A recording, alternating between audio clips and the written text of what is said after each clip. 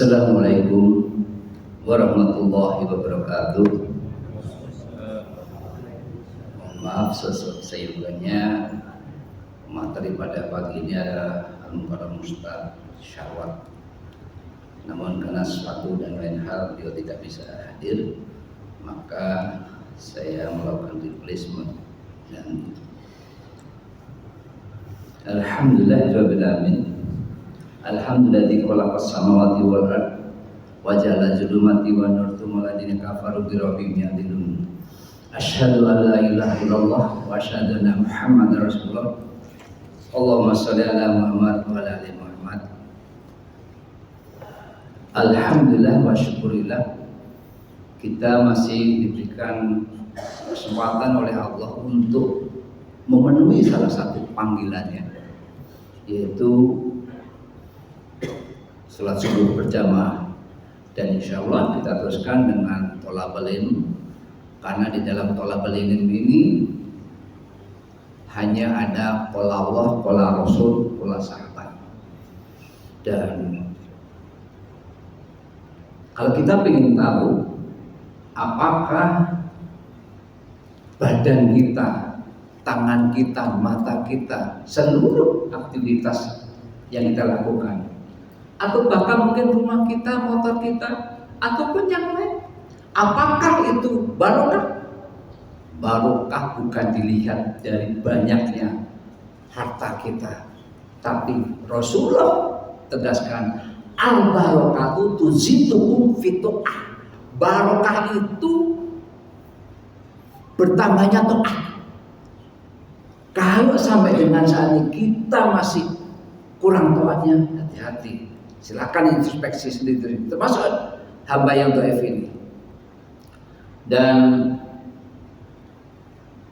kenikmatan yang Allah berikan itu kepada kita, sifatnya selalu saya katakan la tusana, itu ada di Al-Quran, dan bahasa saya adalah unaccountable, tidak dapat dihitung nikmat Allah yang diberikan kepada kita. Tapi ada peringatan dari Abu Hazim, salah satu tabiin, kullu nikmatillah tuqarribu minallah wa huwa baniyatun. Setiap nikmat yang tidak dibarengi dengan mendekatkan diri kepada Allah, hati-hati, itu adalah awal bencana. Salawat dan salam mari kita aturkan kepada uswatun hasanah kita, Nabi akhir zaman, Nabi Muhammad sallallahu alaihi wasallam, juga kepada kerabatnya, sahabatnya, para salafus saleh, tabiin, tabi'in, dan kaum mukminin yang istiqomah hingga akhir zaman, termasuk insya Allah diri kita ini selalu mengikuti para salafus saleh. Dan tentunya doa kita kepada para salafus saleh adalah ridwanullah, yang semoga Allah meridhoi, termasuk diri kita, bahwa satu-satunya ibadah kita yang kita perlukan adalah ibtigha mardhatillah, mencari itu Allah. Jamaah perindu surga rahimahullah, hari ini tanggal 18 Januari, yang pasti hari ini adalah bulan Rajab, dan tanggal 18 pula. Kita sama-sama mengetahui bahwa ketika bulan Rajab, Allah itu menegaskan di surat At-Taubah ayat 9, ayat suratnya 9 ayatnya 36. Allah tegaskan, inna idatash syuhuri indallahi asharu syahran. Sesungguhnya bulan di sisi Allah itu adalah 12 bulan. Fi kitabillah yaumal khalaqas samawati wal ardh. Dan ketetapan ketika Allah menciptakan langit dan bumi. Nah ini poinnya. Minha arba'atun hurum, ada 4 bulan haram. Apa itu? Sekarang, lalu 2-3 bulan lagi yaitu Dzulqa'dah, kemudian Dzulhijjah dan Muharram, 4 bulan. Tafsir klasik yaitu Imam Ibnu Abbas tentang surat ini dan ayat ini dikatakan, ketika kita melakukan kebaikan maka Allah akan dobelkan 2 kali lipat. Apapun sholat kita saat ini habis kemudian mendengarkan tolabul ilmi beda bahwa dengan ketika 2 bulan yang lalu. Begitu juga dengan semua aktivitasnya, sholat kita, puasa kita, birrul walidain kita, infak kita, semua aktivitasnya ibadah baik mahdhah maupun ghair mahdhah, Allah dobelkan pahalanya. Masya Allah. Makanya ini kesempatan Bapak dan Ibu. Tetapi ingat, ketika manusia melakukan bermaksiat kepada Allah, maka ingat Allah juga akan dobelkan dosanya. Maka sebaiknya kita hindari. Ada anak kecil mengatakan, ya Ustaz, kalau begitu saya boleh dong nanti bulan Syaban, bulan yang lain-lain. Nah, ini yang namanya salah puasa. Ini adalah penekanan stressingnya. Di bulan-bulan ini kita mantapkan, kita tingkatkan. Maka kata Abu Hasyim tadi dikatakan, kullu nikmatin tuqarribu minallah wa huwa balighatun. Setiap nikmat yang tidak dibarengi dengan mendekatkan diri kepada Allah, hati-hati, itu adalah awal bencana. Nah, kemudian Allah tegaskan juga di ayat ini, dzalika dinul qayyim fala yazlimu fihinna anfusakum wa qatilu musyrikina. Artinya di sini, di bulan itu janganlah kalian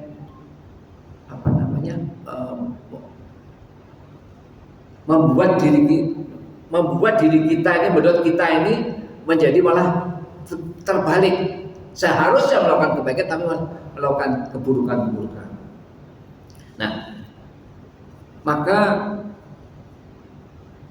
yang utama pada poin ini adalah kita setback, kita lihat pada diri kita. Tadi kita insya Allah sama-sama tahajud. Tadi kita insya Allah sama-sama istighfar 100 kali sebelum adzan dikumandangkan. Kemudian baca apa dan segala macam. Pertanyaannya, apakah sholat kita Allah terima? Apakah ngaji kita Allah terima? Apakah semua aktivitas ibadah kita Allah terima? Belum tentu Bapak dan Ibu.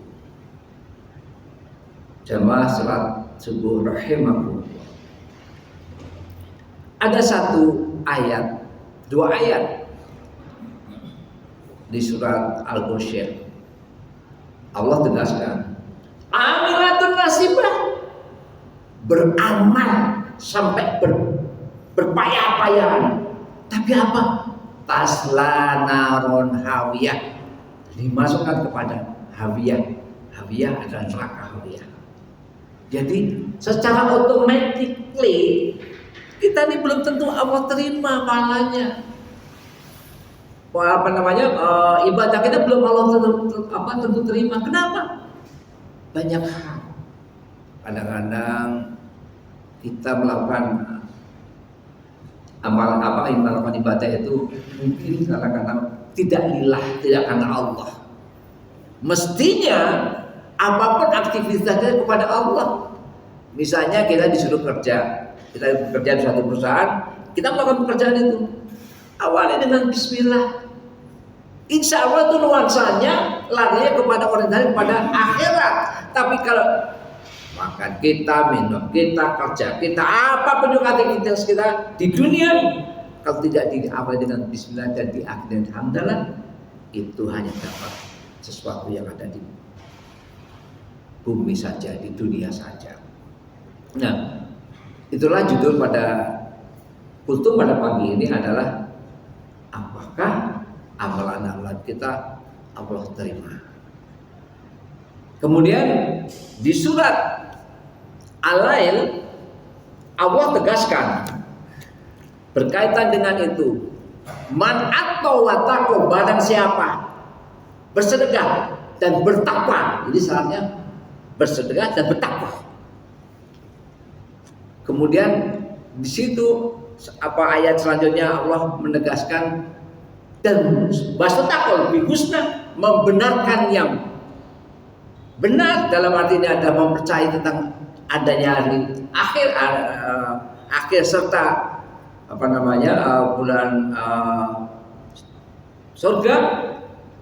Maka Allah katakan Allah akan mudahkan wasanusril usra, artinya Allah akan mudahkan apa saja. Jadi bisa kita evaluasi sendiri-sendiri, apakah sholat subuh kita terima? Kita lihat nanti setelah kita melakukan Tuhan, kita melakukan sholat yang lain-lainnya, baca Al-Quran ataupun yang seperti contohnya ada beberapa orang punya kebiasaan di masjid ini, ketika setelah sholat subuh lalu mendengarkan kultum semacam ini, kemudian diteruskan dengan zikir pagi petang, dengan membaca Al-Quran sampai dengan nanti waktu subuh. Maka Bapak, ada di antara kawan kita yang menanyakan, saya ingin haji, silakan. Tapi sebelum ada uang, karena haji umrah itu cuma 3 syaratnya. Ada uang, ada badan sehat, ada niat. Uang ada, badan sehat, niat tidak ada. Ke Singapura, ke Bali, wirawiri, tapi nggak bisa umroh karena tidak ada niat. Begitu juga dengan yang lain, niat banyak, duit gak ada, tapi badan sehat tetap aja nggak bisa. Makanya tiga-tiganya. Maka Bapak dan Ibu yang menghormati, lakukanlah sebelum umroh, sebelum haji. Lakukan apa? Ini yang dilakukan banyak. Kita dari ustaz-ustaz diajarkan, tungguin sampai dengan bunyi tit sampai dengan waktu syuruk, ditambahkan lagi kira-kira 15 menit setelah bunyi tit. Kenapa? Karena supaya kita aman, barulah kita sholat syuruk. Bahwa Rasul tegaskan salah satunya adalah seperti mendapatkan pahala haji dan umroh. Masya Allah. Jadi sebelum melakukan haji dan umrah, lakukan dulu. Kita nggak tahu apa kita mampu apa tidak, itu urusan Allah. Tapi kita berusaha saja.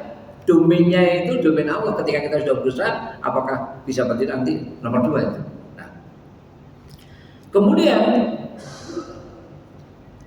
salah satu apakah amalan kita diterima adalah itu tadi, yaitu pertama kita akan Allah akan mudahkan melakukan kegiatan ibadah baik mahdoh maupun bermahdoh. Itu yang penting. Kemudian di surat Ar-Rahman Allah juga tegaskan di surat 60